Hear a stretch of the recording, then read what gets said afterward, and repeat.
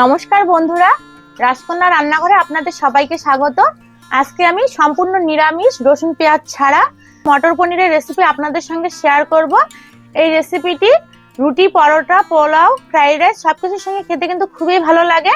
এখন তো বাজারে প্রচুর পরিমাণে কম দামে টাটকা টাটকা মটরশুঁটি পাওয়া যায়।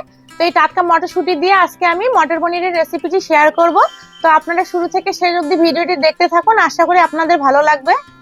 মটর পনির বানানোর জন্য এখানে আমি 400 গ্রাম পনির নিয়েছি, আর এখানে 300 গ্রাম আমি টাটকা মটরশুঁটি নিয়েছি। তো এখন আমি প্রথমে এই মটরশুঁটিগুলো একটু আমি সেদ্ধ করে নেব।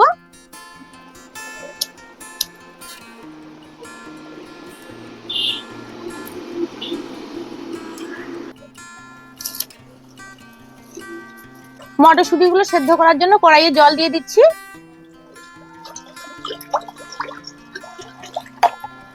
মটরশুঁটিগুলো দিয়ে দিচ্ছি। মটরশুঁটিগুলোতে একটু আমি লবণ দিয়ে দিচ্ছি, আর একদম অল্প পরিমাণে একটু চিনি দিয়ে দিচ্ছি, তাহলে মটরশুঁটির কালারটা সবুজেই থেকে যাবে। এখন আমি ঢাকা দিয়ে 5 মিনিটের মতো সেদ্ধ করে নেব মটরশুঁটিগুলো। তো মটরশুঁটিগুলো আমার একদম ফ্রেশ, তাই সেদ্ধ করে নিচ্ছি। আপনারা যদি ফ্রোজেন মটরশুঁটি দিয়ে রান্না করেন তাহলে আর সেদ্ধ করতে হবে না। মটরশুঁটিগুলো সেদ্ধ হতে থাকুক, এদিকে আমি ততক্ষণে পনিরটা কেটে নেই।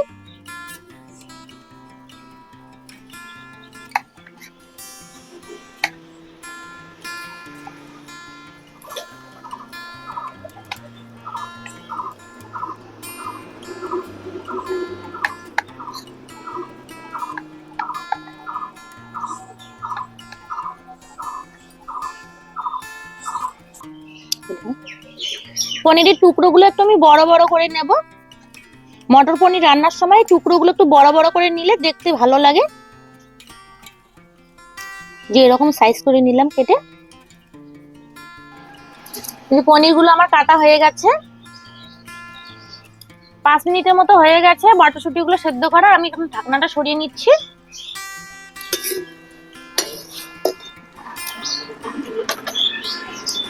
এখন নামিয়ে নেব।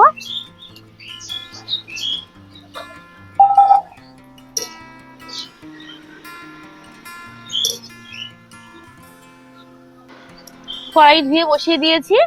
এখন এই কড়াইয়ে আমি একটু গরম জল করে নেব। পনিরগুলো ভেজে আমি গরম জলের মধ্যে রেখে দেব, তাহলে পনিরগুলো একদম নরম তুলতুলে থাকবে। জলটা গরম হয়ে গেছে, নামিয়ে নেব।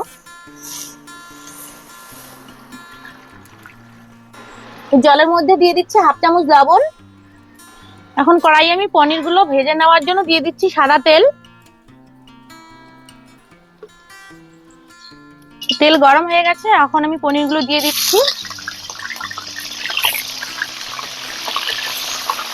সবগুলো পনির একসঙ্গে ভেজে নেওয়া যাবে না, বেশি হয়ে যাবে, তো দুবারে আমি ভেজে নেব।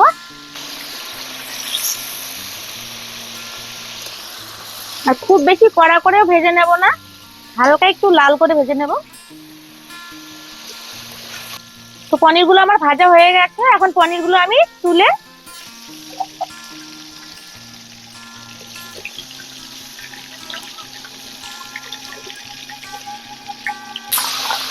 বাকি পনিরগুলো এখন আমি ভেজে নেব। তো বাকি পনিরগুলো আমার ভাজা হয়ে গেছে।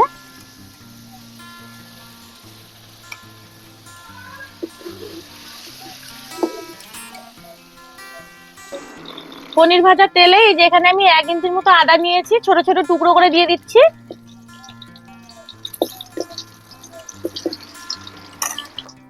দুটো কাঁচা লঙ্কা আর 3টে আমি টমেটো কেটে রেখেছি, এটা দিয়ে দিলাম। আর 10-12টার মতো কাজু বাদাম দিয়ে দিচ্ছি। এখন এগুলোকে আমি একসঙ্গে ভেজে নেব। টমেটোটা যাতে তাড়াতাড়ি নরম হয়ে যায় সেজন্য দিয়ে দিচ্ছি একটু লবণ।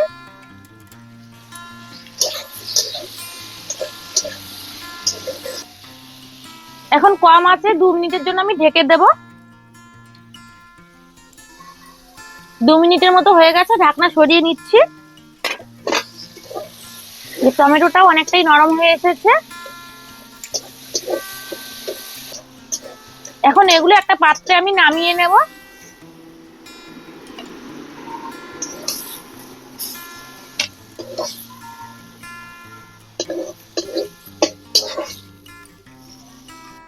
এগুলোকে আমি একটু ঠান্ডা করে নেব, ঠান্ডা করে নিয়ে মিহি একটা পেস্ট বানিয়ে নেব।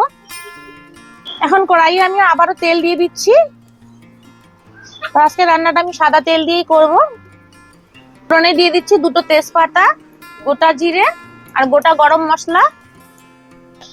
এখন আমি যেখানে মশলার পেস্টটা দিয়ে দেব।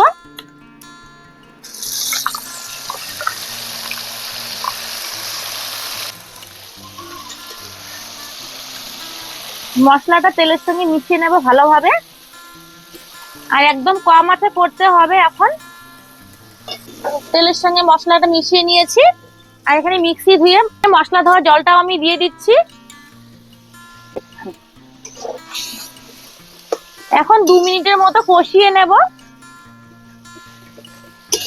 2 মিনিটের মতো মশলাগুলোকে আমি কষিয়ে নিয়েছি। এখন এতে আমি কিছু গুঁড়ো মশলা অ্যাড করব। এখন এতে দিয়ে দিচ্ছি 1 চামচ হলুদ গুঁড়ো, 1 চামচ লাল লঙ্কার গুঁড়ো, 1 চামচ জিরে গুঁড়ো, 1 চামচ ধনে গুঁড়ো। গুঁড়ো মশলাগুলো আমি ভালোভাবে কষিয়ে নেব।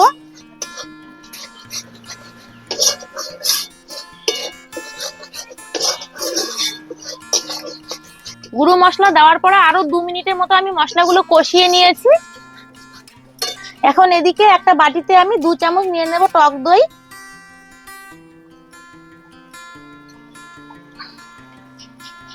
এটা ভালোভাবে ফেটিয়ে আমি মশলার সঙ্গে অ্যাড করে দেব। ফেটানো টক দইটা দিয়ে দিচ্ছি।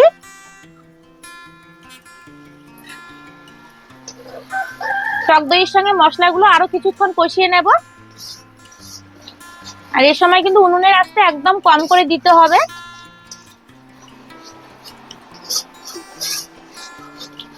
এখন মশলাটা আমি একদম কম আঁচে 2 মিনিটের মতো ঢেকে দেব। 2 মিনিটের মতো হয়ে গেছে, ঢাকনা সরিয়ে নিচ্ছি। আর দেখুন মশলা থেকে কতটা তেল ছেড়ে দিয়েছে। মশলাটা আমার কষানো হয়ে গেছে। এখন এখানে আমি সেদ্ধ করে রাখা মটরশুঁটিগুলো দিয়ে দেব। মশলার সঙ্গে মটরশুঁটিগুলো আরো কিছুক্ষণ আমি কষিয়ে নেব। মটরশুঁটির সঙ্গে মশলাটা আমি 2-3 মিনিটের মতো কষিয়ে নিয়েছি। এখন এতে আমি জল দিয়ে দেব গ্রেভির জন্য। যে এখানে আমি পনির ভেজানো জলটাই গ্রেভির জন্য দিয়ে দেব। তো জলটা একটা বাটিতে নিয়ে নিচ্ছি।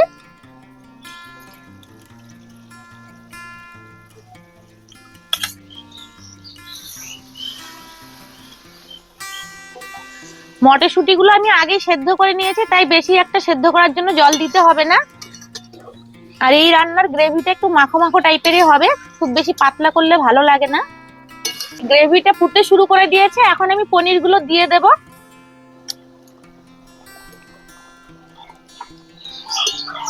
পনিরগুলো ভালোভাবে মিশিয়ে নেব গ্রেভির সঙ্গে।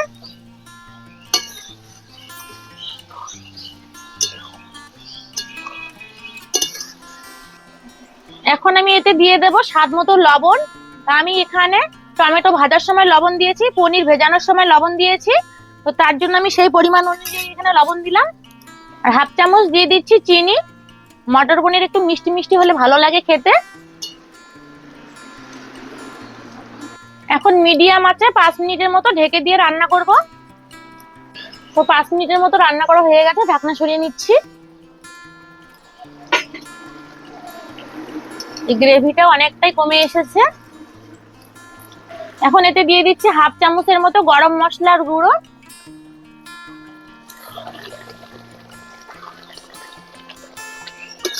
ভালোভাবে মিশিয়ে নেব। আর এখানে নিয়েছি আমি কিছু কসুরি মেথি, তো হাতে ডলে আমি দিয়ে দেব।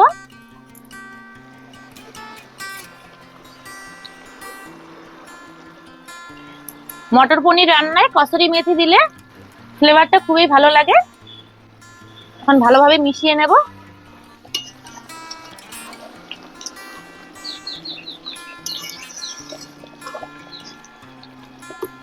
তো রান্নাটা আমার হয়ে গেছে। নামানোর আগে 1 চামচ দিয়ে দিচ্ছি আমি ঘি। নিরামিষ রান্নায় ঘি দিলে খুবই ভালো লাগে খেতে।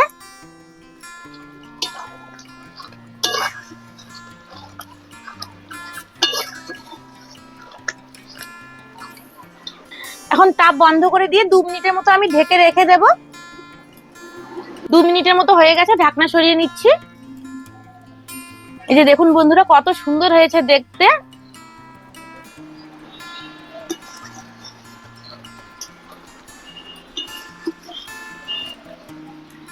রান্নাটা আমার একদম কমপ্লিট হয়ে গেছে, এখন নামিয়ে নেব।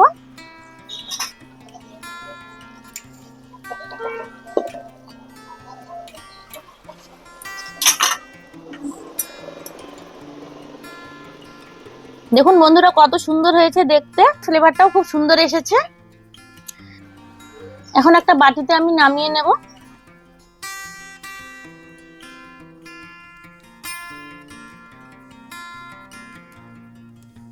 এরকম গরম গরম মটর পনির, রুটি, পরোটা, পোলাও, ফ্রাইড রাইস সবকিছুর সঙ্গে খেতে খুবই ভালো লাগে।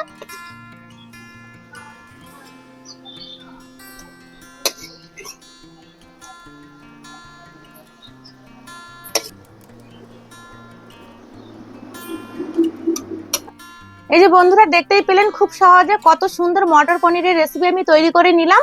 তো আপনারাও বাড়িতে এভাবে বানিয়ে খাবেন, দেখবেন খুবই ভালো লাগবে খেতে। তো আজকের রেসিপি আশা করি আপনাদের ভালো লেগেছে।